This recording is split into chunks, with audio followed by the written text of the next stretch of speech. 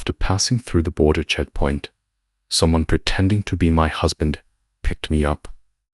I was blindfolded the whole way with nothing but darkness before my eyes. I silently counted the time. About 2 hours had passed when the previously smooth journey began to jolt violently. After another half hour, someone kicked me and told me to get out of the car. I fumbled for the door and crawled out, being pushed and shoved forward. Finally, I heard fragments of conversation coming from ahead in Burmese, a language I couldn't understand. The hood was suddenly ripped off my head, and the harsh light made me instinctively squint. When my vision returned, I met a pair of familiar eyes. Arthur, I murmured, tears sliding down my cheeks. He was obviously stunned when he saw my face, his gaze following my features down until it rested on my stomach. His eyes widened. This child. War. I nodded tearfully that night. It's been 5 months. He took a step back then, suddenly, as if he'd gone mad. He raised his gun and cocked it. Everyone was startled, and a thin man hesitantly called out, "Boss." He immediately pointed the gun at the man's head, his voice sinister, who forced her to carry the goods. The man's legs trembled in fear. "No, not me." Then Arthur's face was livid as he scanned the faces around me. Everyone was stunned, unsure why their boss was suddenly going crazy.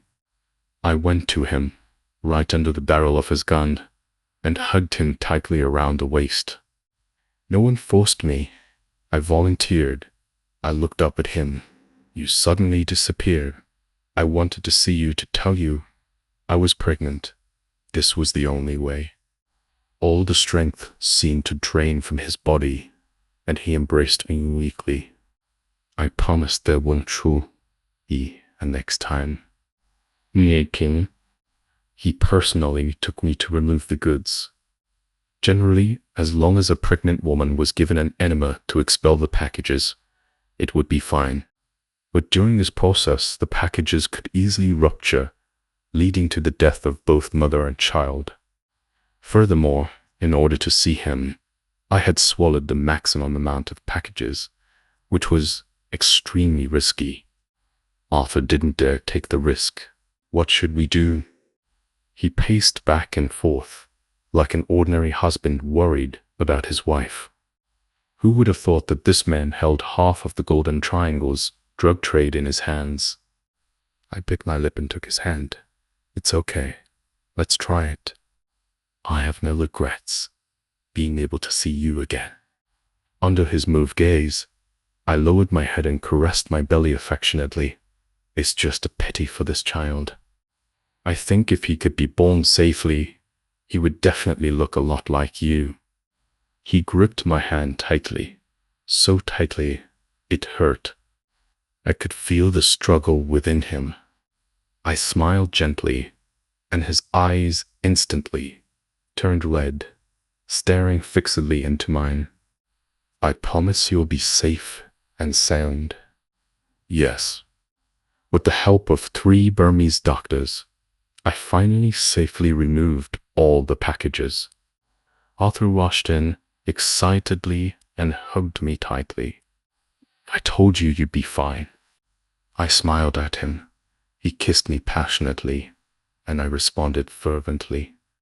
He soon had other ideas, but came to his senses when he touched my belly. "Now, our family of 3 can finally be together forever." I looked at him with emotion, but secretly breathed a sigh of relief in my heart. It seemed that the suspicion left by that arrest operation had been erased by my desperate act. A year ago, our police station had figured out Arthur's pattern of returning to the country and sent me undercover. At the nightclub he frequented, I pretended to be a naive college girl seeing the world. When I was harassed, I smashed a beer bottle over the man's head, quickly attracting Arthur's attention. He had someone bring me over, staring at me aggressively. Too ruthless. I curled my lips. There's more where that came from you want to see. Saul. He raised an eyebrow. Under the watchful eyes of everyone in the private room, I bit his lip, drawing a trace of blood. He touched the blood on his lips, but instead of getting angry, he laughed wantonly. From then on, I began to follow him. It took me a full 6 months to finally gain his trust and learn about his biggest transaction in the country. The night before he went to the deal, he clung to me, not letting me go. You've been unwilling. Are you an undercover cop? My heart skipped a beat. I had no choice but to half-heartedly go along with him. Unexpectedly, we deployed the entire city's police force in that operation. Yet, he still escaped with injuries. There must have been a traitor in the police force. And I, because of that night, got pregnant. I decided to keep the child. Captain Kevin strongly disagreed, but in the face of my determination, he finally compromised. Don't follow in your father's footsteps, Kevin sighed. It's to prevent any more sacrifices, like my father's, that I have to do this. I found Arthur's supply chain. Without revealing my identity, I just said I was willing to carry the goods for the money. I swallowed those packages one after another in front of those small-time drug dealers.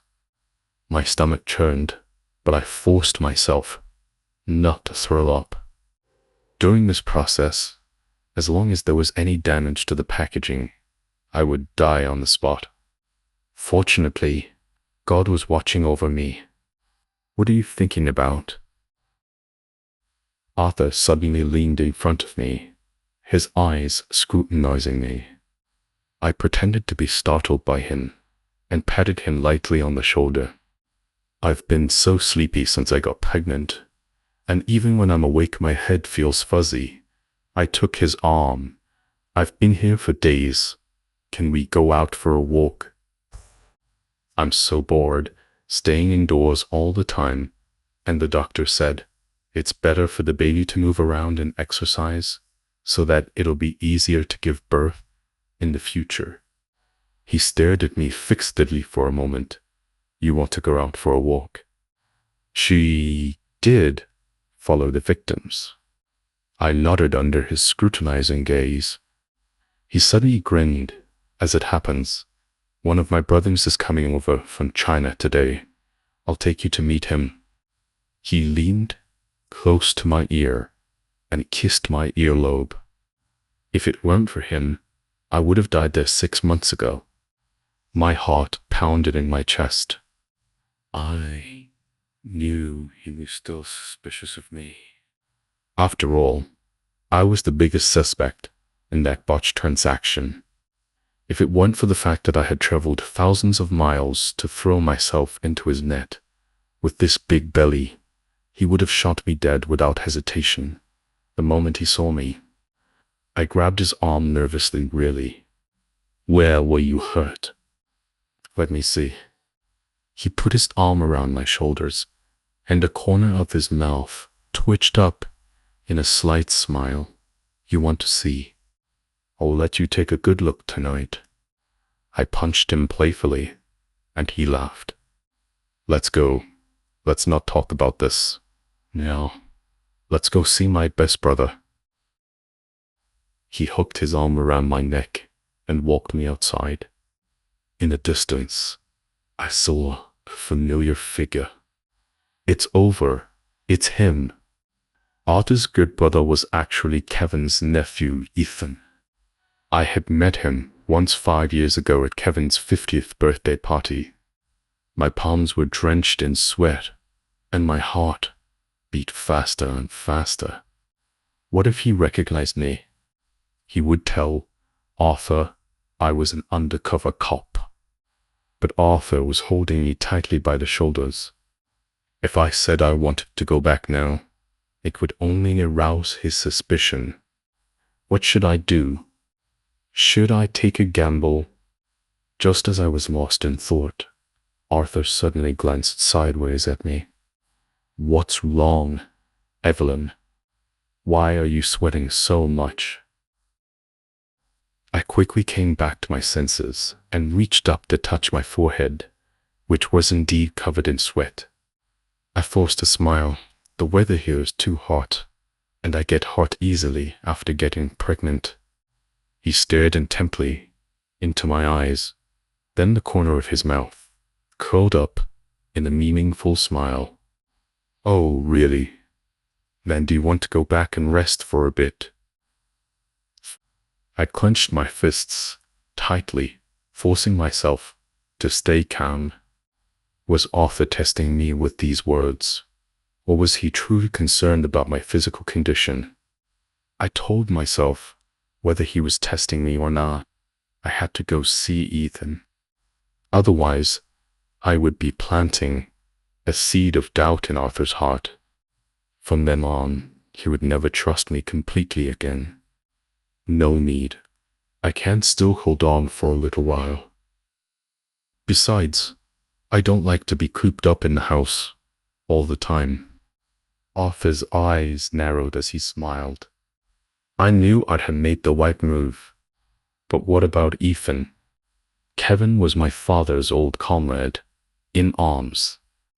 Back in the day, the two of them fought side by side, destroying countless drug dens, until my father died in a major operation, and Kevin was seriously injured in that operation, losing his fertility.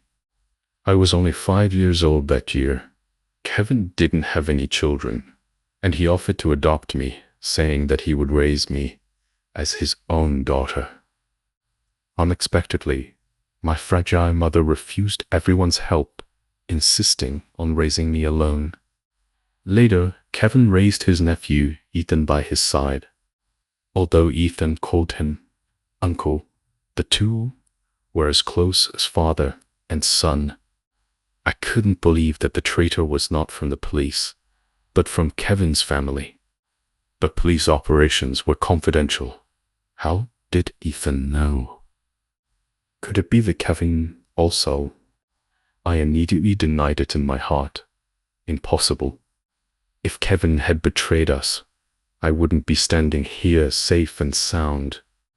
While I was lost in thought, Arthur had already led me to Ethan. He was fiddling with the newly arrived guns, with the people around him. Seeing us approaching, he greeted us with a smile on his face.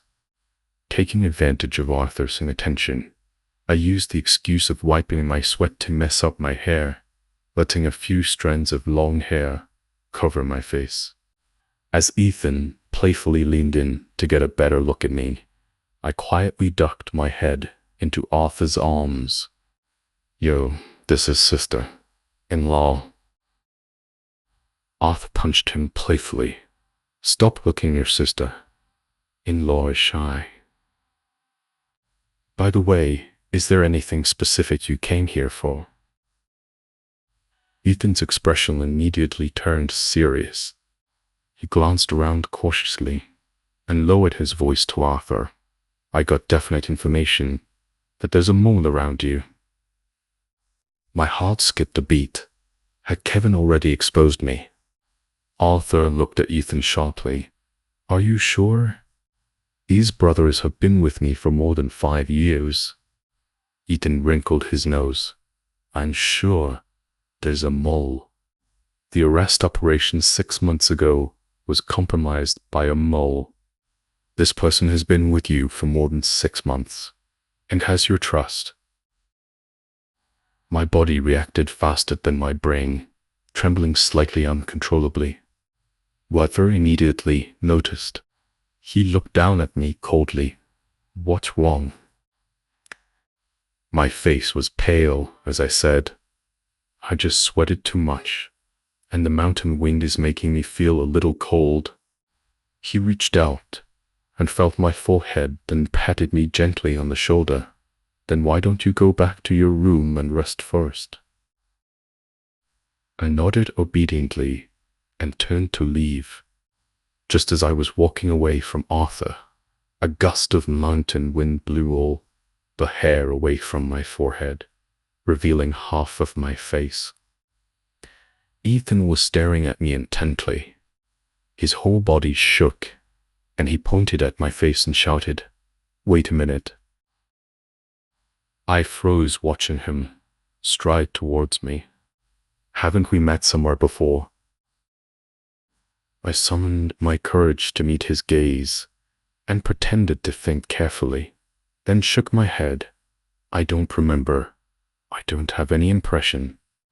I had to act natural, otherwise they would see through me. Right now, he was only suspicious, not entirely sure. "What's wrong?" Arthur walked over slowly, but with an unquestionable pressure in his voice. As long as I showed a flaw, he would shoot me without hesitation. I gave him a weak smile and nothing. He said he thinks he's seen me before. Ethan looked at my smile, his furrowed brows finally relaxing. "Sorry, sister-in-law. I think I've got the wrong person." Arthur patted him on the back. Who did you mistake your sister-in-law for?" Ethan leaned close to Arthur's ear and whispered a few words. I vaguely heard the key words: uncle birthday party and policewoman. Seeing Arthur's eyes becoming sharper and sharper, although my heart was in turmoil, I still stood in the distance, pretending to be puzzled. It shouldn't be her. I pricked up my ears and listened, carefully hearing Ethan deny his own guess. "How can you be sure? How can you be sure?" "The policewoman doesn't have the dimple on her cheek that sister-in-law has when she smiles. And her face looks much smaller. They just look a bit alike." Ethan scratched the back of his head sheepishly. "Sorry, boss. I'm being too sensitive." Arthur patted him reassuringly on the shoulder. "In our line of work, we have to be highly vigilant. You did well." Arthur put his arm around Ethan and walked away.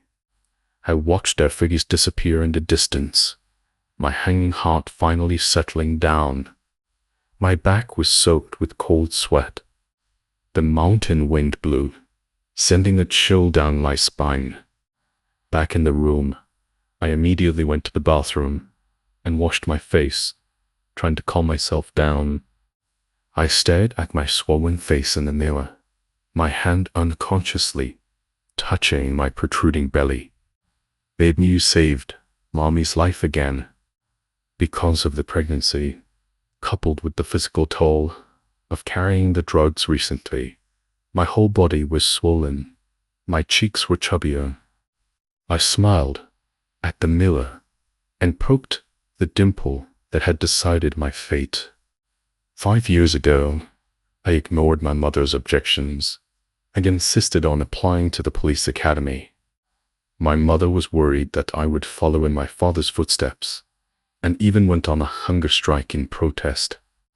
Although I eventually got into the police academy, I had to take care of my mother at the same time, which was exhausting and leaving me terribly thin.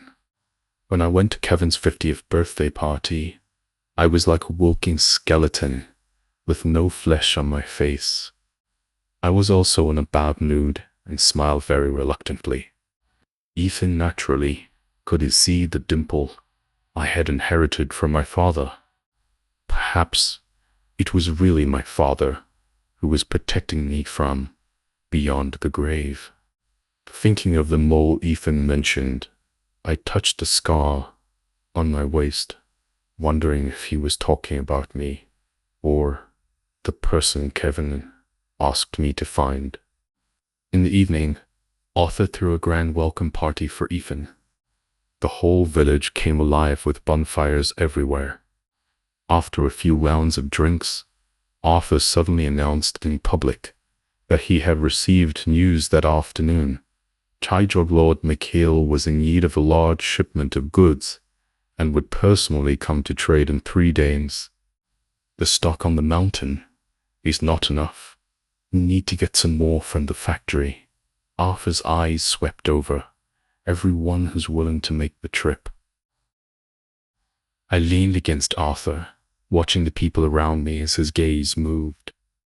There were a lot of people present, most of them with dark skin, obviously not locals, and must have been here for a long time. Arthur had said that the people who could stay by his side had been following him for at least 5 years. These faces, some indifferent, some sinister, showed no flaws. Who on earth was the Molze that Kevin asked me to find? At this moment, a sturdy man stepped out from the left. He had very short cropped hair, a long scar running from his forehead to the corner of his eye, making him look extremely fierce. Boss, it's always been Fisher's job to get the goods from the factory. Why change people this time? Arthur took a sip of his wine, slowly, and said indifferently, Fisher has other business. He's already gone down the mountain. The man said gruffly, Then I'll go. Arthur squinted, looking at him carefully. You're willing. Of course, only trusted aides are qualified to go to the factory. He stared stubbornly at Arthur, who burst into laughter at his words. Go. You have the ambition, now you go. I couldn't help swallowing. This was a trap set by Arthur to find the mole Ethan mentioned. I knew it was a trap, but he didn't. The location of Arthur's drug factory was what our police wanted to know most urgently. Arthur used this as bait, and it would be easy to hook the mole. So was this young man named Bruce really the Z Kevin spoke of? If so, how could I get the message to him and save his life? Arthur drank a lot of wine that night. I listened to his deep sleep breathing, but tossed and turned unable to fall asleep. Bruce was going to the factory tomorrow. I had to find out if he was an undercover agent tonight. In the darkness, I slowly rolled my eyes, thinking about countermeasures. Kevin said that this man had been lurking in Us's group for 7 years. He had a black hawk tattooed on his lower back, and below the black hawk was a very small letter, Z. But it was late at night. How could I see his lower back? I pinched the corner of the quilt, using the moonlight streaming in from the window, and sneaked a glance at Arthur. His face was flushed, his breathing steady. He was obviously sound asleep. I slowly lifted the quilt and crept out of bed. A voice suddenly came from behind me. Where are you going? My heart was gripped tightly by a large hand, almost choking me. I turned my head stiffly, only to find that Arthur had woken up at some point, his eyes staring at me. I'm thirsty. I want to get a glass of water. Arthur suddenly smiled and pressed a button on the bedside table. Have them bring in a glass of warm water. Not used to it yet. Just have them bring it in. You're pregnant, don't walk around. He came up to me and helped me back to bed. I softly hung, bid in response. I knew he didn't trust me. He was afraid of me, wandering around the village. I thought this was too passive. I had to connect with Z as soon as possible. The door was pushed open from the outside, and a tall figure walked in with a glass of water. I looked back, my pupils suddenly shrinking. It was Bruce. My eyes involuntarily fell to his waist, but he was dressed tightly, and I couldn't see anything. Did Arthur deliberately send him in to test him, or to test me? I lowered my head and thought for a moment, then decided to take a chance. If Bruce was dead, I couldn't just watch him walk to his death. Arthur took the glass and handed it to me. I took a small sip and whispered coquettishly, "It's plain water. There's no taste in my mouth at all. I really want to drink tea." He scraped my nose indulgently. "You can't drink tea when you're pregnant. You little rascal. When the baby is born, I'll take you to try Burmese leaf salad. You'll love it." I smiled, seeing Bruce about to walk out of the room. I quickly grabbed Arthur's hand and chatted with him. "I have an uncle back home who loves to drink a kind of tea called lun guapian. He can't go a day without it, but he has severe kidney stones, and drinking too much makes him terribly painful. It seems that even healthy tea can be poison sometimes." When I said the last sentence, I pretended to casually glance at the door, just in time to meet Bruce's flickering gaze. I immediately looked away, pretending that nothing had happened, lowered my head, and stroked my belly. "Baby tea is like poison to you. Mommy really wants to drink it, but for you, I will endure it." Arthur looked at me tenderly. "You're not even fully grown yourself." Bruce's figure had disappeared outside the door. If he was, he would understand that the person I was talking about was Kevin, and Arthur's drug factory for him now was like the tea to Kevin, seemingly good, but a deadly poison. I hoped he understood what I meant. I didn't sleep all night. As dawn broke, the sound of a car engine came from outside. I went to the window and saw a car kicking up dust as it drove out of the village. Bruce was gone. I prayed for him silently in my heart. Arthur kept me by his side all day. I sat to the side, watching him arrange various transactions, gently pressing the scar on my waist, where there was a dull pain, as if reminding me of past memories. His business was huge, and there were many things to deal with. He was busy until dark. Just as he motioned to pause and have dinner, first the bloodied man stumbled in. "Boss, Bruce is a mole." My heart skipped a beat, and the grapes in my hand fell to the ground, with a thud, staining my hands with purple, red juice. Sticky. Arthur ignored the informant and looked down at me, gently taking my hand.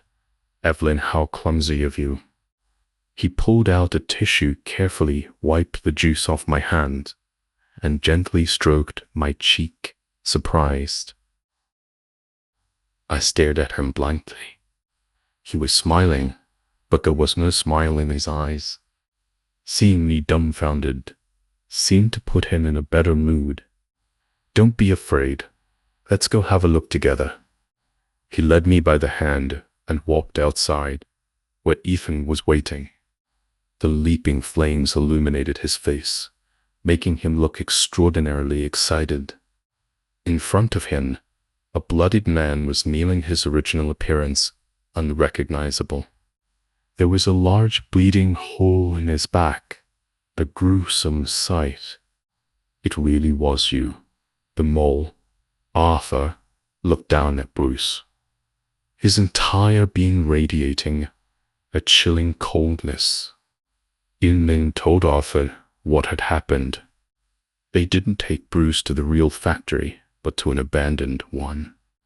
They had set up signal jammers around the factory, so if anyone tried to send out a signal, they would be detected immediately.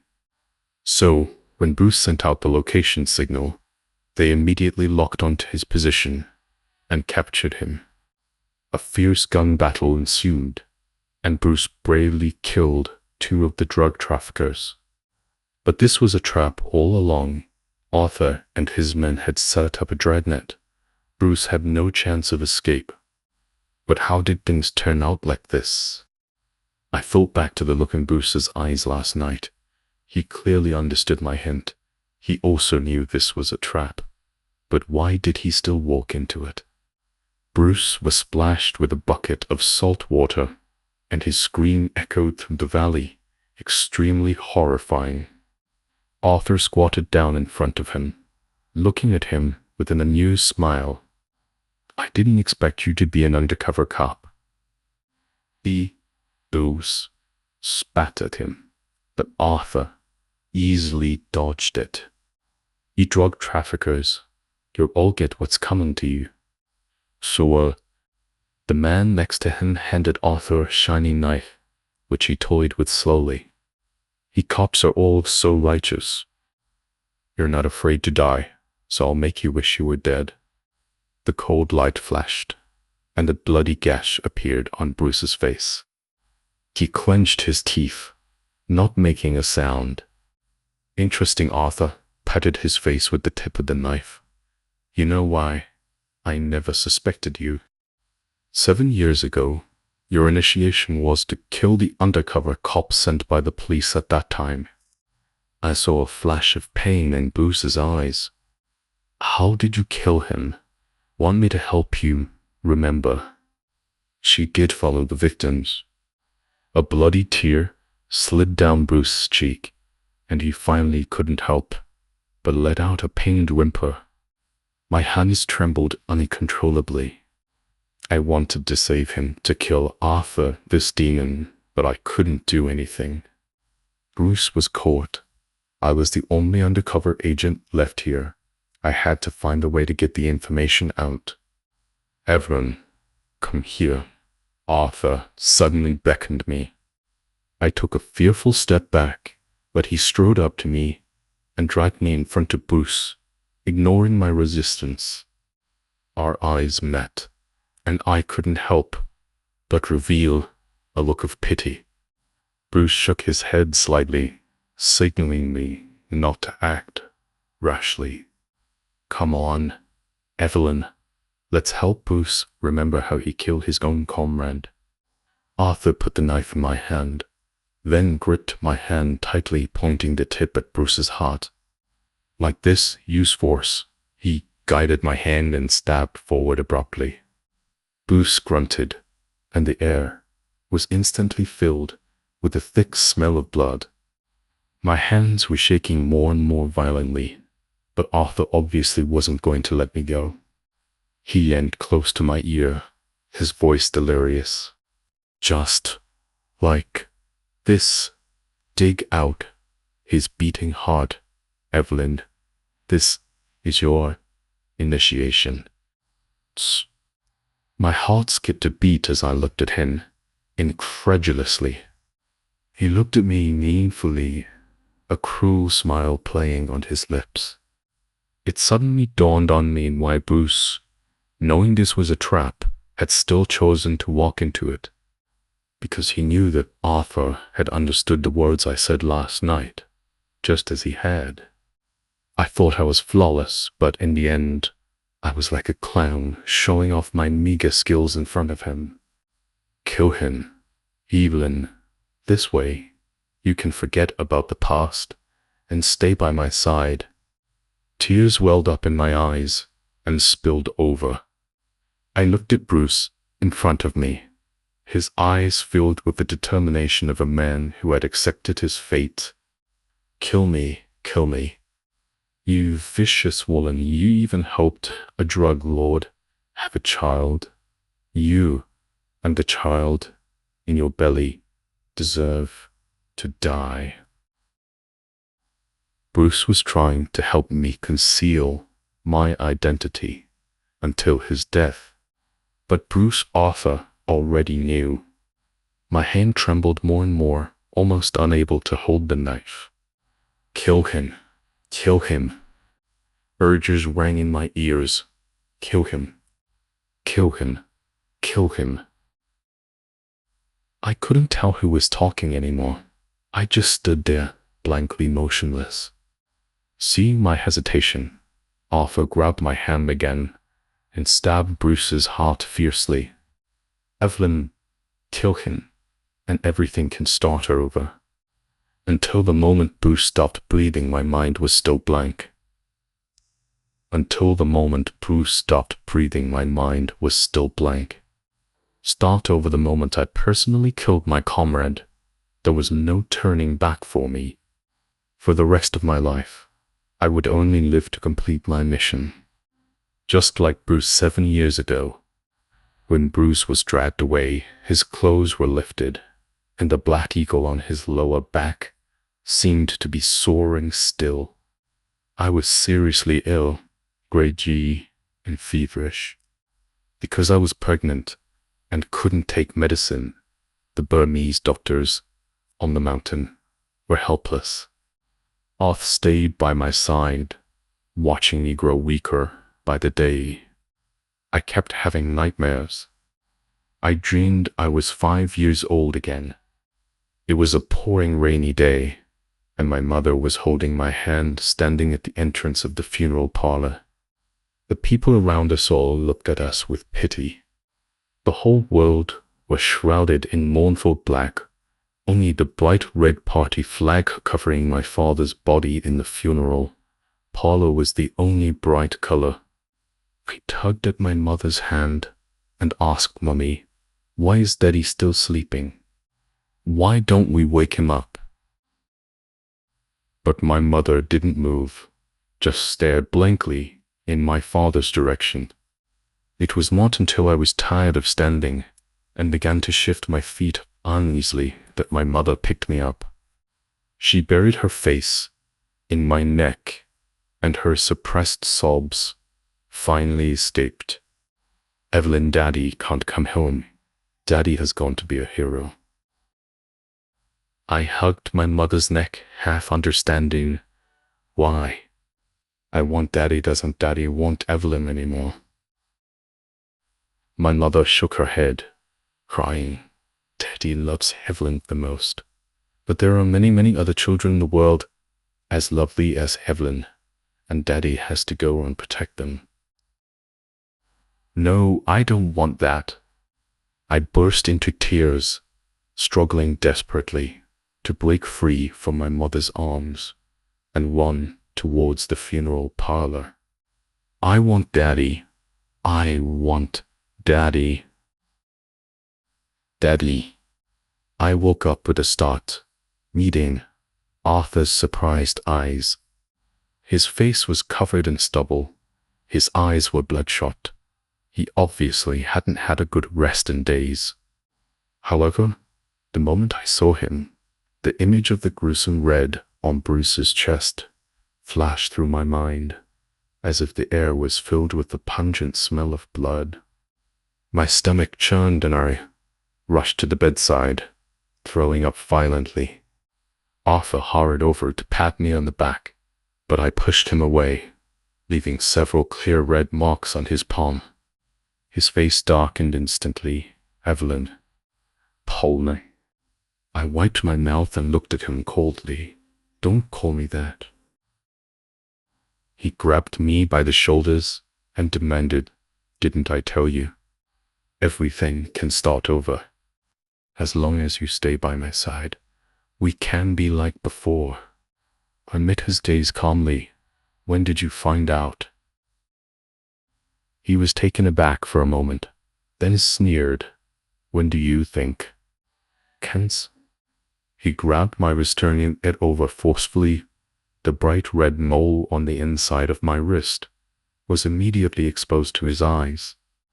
My breath hitched. "You think you can fool me with your little tricks?" A hint of mockery touched the corner of his lips. "The first time you appeared in front of me, if it weren't for that mole, I wouldn't have even looked at you." "But how did you know?" "He clearly beaten." He pinched my chin, hard his voice icy. "How do I know you have a mole on your wrist, right?" He suddenly burst into crazy laughter. Do you remember? When you were 5 years old, outside your father's funeral parlor, there was a 10-year-old boy who gave you a strawberry candy. My body swayed, and I leaned weakly against the headboard. Evelyn, I'd found you 20 years ago. If it weren't for you and your mother running so fast, would you still be able to appear in front of me as an undercover agent? I abruptly looked up, finally understanding.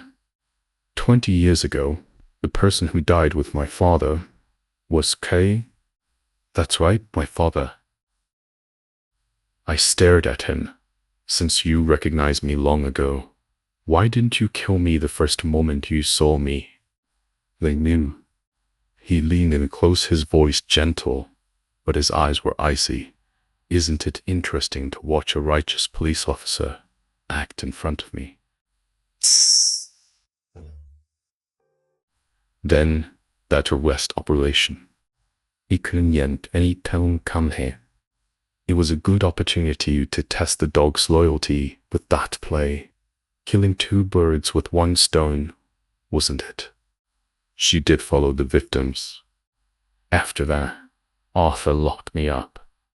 I resisted by going on a hunger strike, so he personally pinched my chin and forced me to drink porridge. I couldn't take a step out of the room. I could only look out the window at the world outside. The village seemed to be busier than before. Everyone was in a hurry. I wanted to find out some information, but the people Arthur arranged around me were all Burmese locals. They only spoke Burmese, which I didn't understand a word of. I numbly touched the scar on my waist, constantly thinking about how to get in touch with the outside world and get the information out. I started to pretend to be obedient. Arthur knew I was acting, but he enjoyed the feeling of being in control. I don't need your sincerity, just stay by my side. He just liked the thrill of living on the edge. Otherwise, he wouldn't have deliberately let me near him in the first place, watching me put on a show. He thought he could control everything, but accidents always happened at times like this.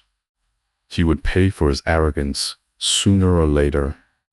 The entire village was covered by signal jammers, making it impossible to send a signal from here. Now, all the undercover agents in the village, except for me, had been eliminated. The rest were Arthur's confidants. Arthur no longer locked me in my room, but kept me by his side as before, accompanying him to deal with various matters. It was then that I learned why the village had suddenly become so busy. It turned out that Mikhail was indeed coming to trade, but the time had been changed by Arthur. Traps and truth were always intertwined, making it hard to tell what was real and what was fake. The actual transaction was usually chaotic. Maybe that would be my chance. The day before the transaction arrived in a blink of an eye. Because of the large scale of this transaction, Arthur personally took Fisher to the new factory to escort the goods. Before leaving, he glanced back at me, but I just stood there, expressionlessly. He waved his hand, and 2 Burmese men immediately came to my side, escorting me back to my room. As soon as he walked away, I didn't resist. After returning to my room, I pressed the button on the bedside table and asked them to bring a glass of hot water. Soon the Burmese woman came in with a glass of water. She was the wife of a drug trafficker here in Allen who usually did some cleaning work. The moment she handed me the glass, I deliberately pretended not to catch it, and the hot water spilled all over the floor, the glass shattering. The loud noise startled the guards at the door, and they immediately pushed the door open and rushed in. Nalin's husband was among them. He glanced at the water stains on the ground and slapped Nilin without thinking. Then the two of them started arguing fiercely in Burmese. I gently caressed my belly silently, saying, "I'm sorry," in my heart, then abruptly stood up pretending to escape and rushed towards the door. However, my feet slipped and I fell heavily to the ground. A sharp pain came from my abdomen, and my back was also cut by the glass fragments on the ground.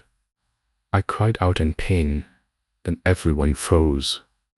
While they weren't paying attention, I grabbed a sharp piece of glass from the ground and stabbed it hard into the scar on my waist. The piercing pain almost made me faint, but I kept stirring at the scar as if I couldn't feel the pain. Soon, a round transparent object fell into my hand. I pressed it hard twice, and a burning sensation came from my palm, a faint red light flashing. I stained it red with my blood and threw it into the pile of broken glass on the ground. The signal transmitter was activated, and I didn't have much time left. If the jammer detected the signal, my plan would have been in vain. A guard finally reacted and shouted at me in broken English, "Are you crazy?" I smiled miserably. "I'd rather die than stay here." He hurriedly said something to the person next to him in Burmese, and someone immediately ran out. Nadine and her husband carefully lifted me to the bed and helped me clean the glass fragments from my wound. Then Nadine began to clean up the mess on the ground quickly. I watched her back, but my heart couldn't calm down. I was already bleeding profusely. Everyone knew how much Arthur cared about me, or rather, about this child. It was this care that made him keep me by his side, even though he knew I was an undercover agent. So, if this child were to have an accident, none of them would be able to escape responsibility. They would definitely work together to block the news, clean up the scene, and make Arthur think that I did all this myself instead of them watching it happen. During this time, I had figured out how the entire village disposed of its garbage. Arthur never cared about these trivial matters, but this had become my only hope.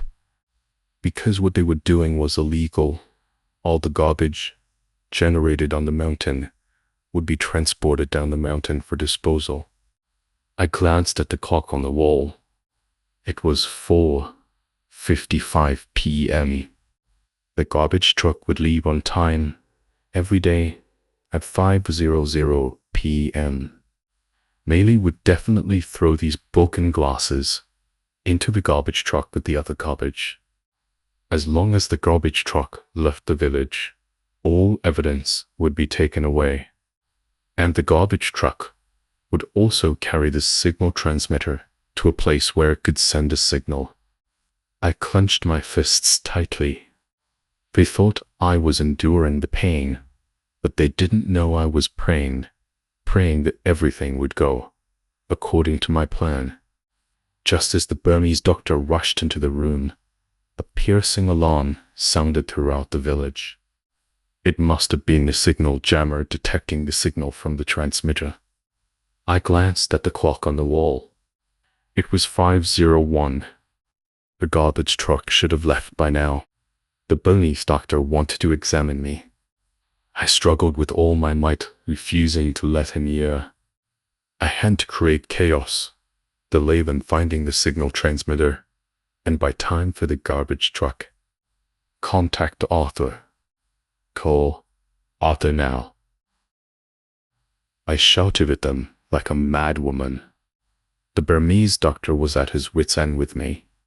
He could only keep trying to calm me down, telling me not to get too agitated, or the bleeding would worsen. Go make the call. Some people ran out. Some ran in the room. Was in the chaos.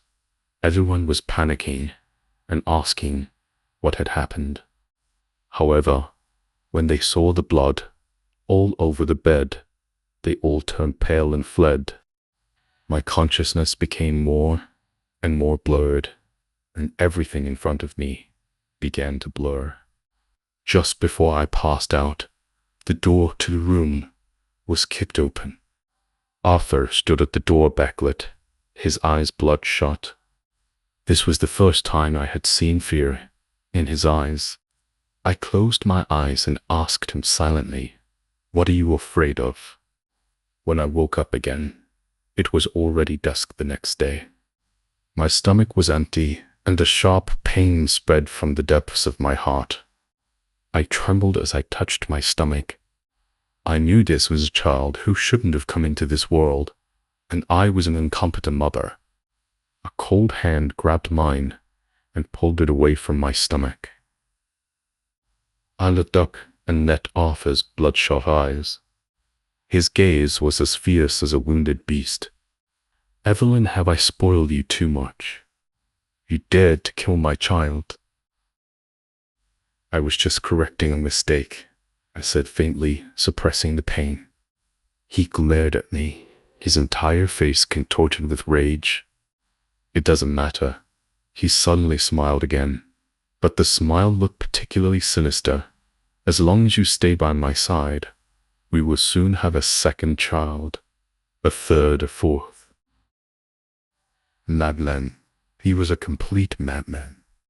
"I would rather die than have another child with you." I struggled hard, but my body was too weak, like a helpless rabbit in front of him. At this moment, there was a knock on the door. "Boss, Mikhail's people are here." He gently put my hand back into the quilt, leaned down, and kissed me gently on the cheek. I turned my head away in disgust, refusing to look at him. He smiled, his voice gentle, but his eyes were icy. "I'll come back to you after I'm done." After Arthur left, it soon became lively outside again. I pulled out the needle from my hand, struggled to climb to the window, and looked out.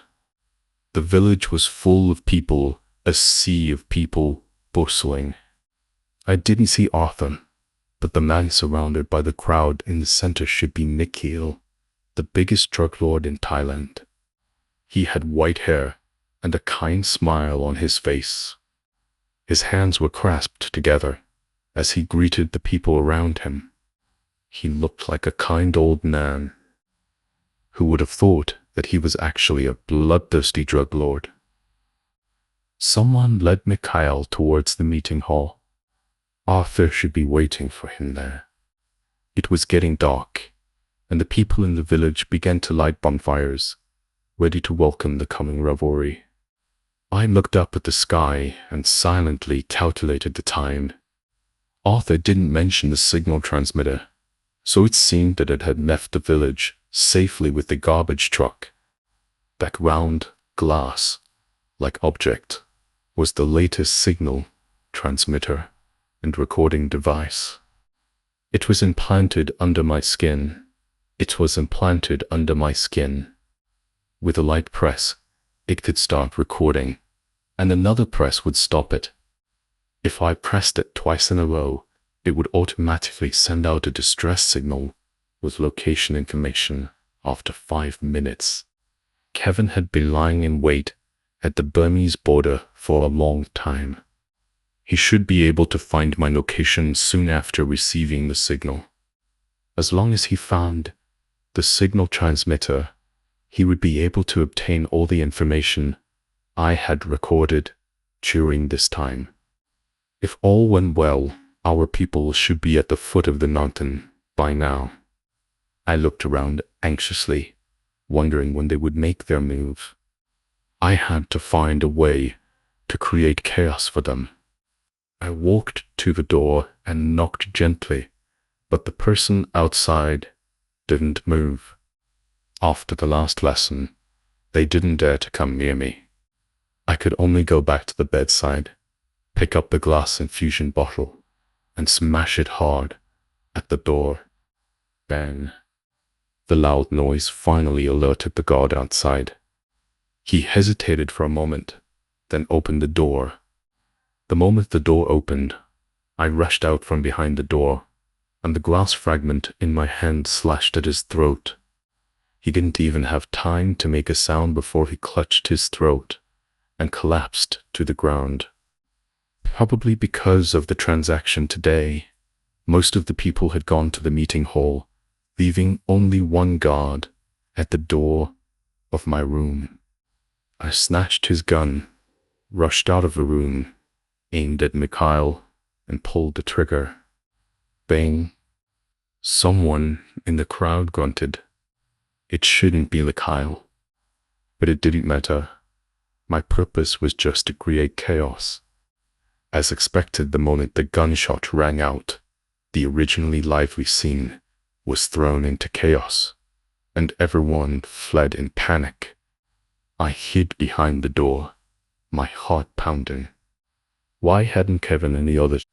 Just as I was about to take the risk and fire another shot, a barrage of gunshots suddenly rang out from outside. The piercing sirens cut through the night sky, and police cars appeared one after another in the open space outside the village. You are surrounded.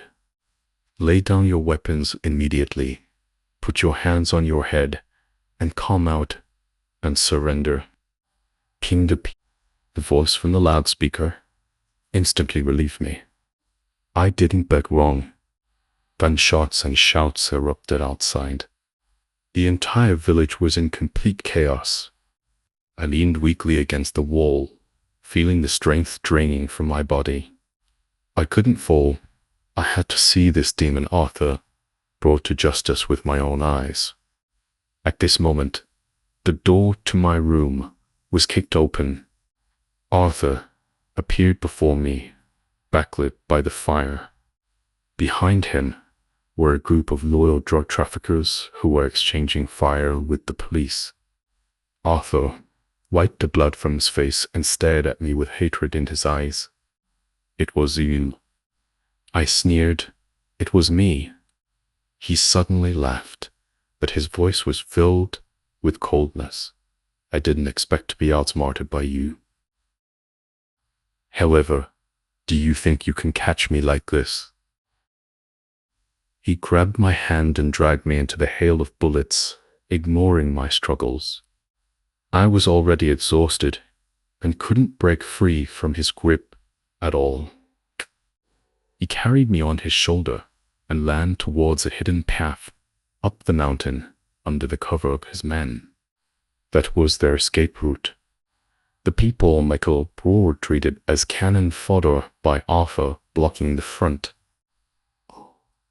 I looked around. The police couldn't break through Arthur's firepower for the time being. If this went on, Arthur would escape again. If that happened, Bruce's sacrifice, the sacrifices of all the undercover agents over the years, and even my father's sacrifice, would all be meaningless. Arthur, I shouted into his ear, if I go with you now, will you stop this? He paused, but soon sped up again, a hint of mockery in his voice. In our line of work, how can we easily get away?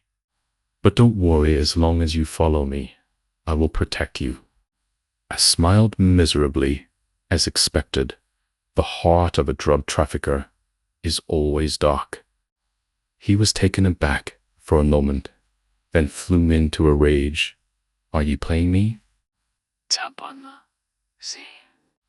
I chuckled, my voice cold. Yes. Didn't you want to keep me by your side? Then die with me. Gee. As he watched in astonishment, I bit down on the poison hidden in my back, Muller, and kissed him hard on the lips. Arthur, go to hell.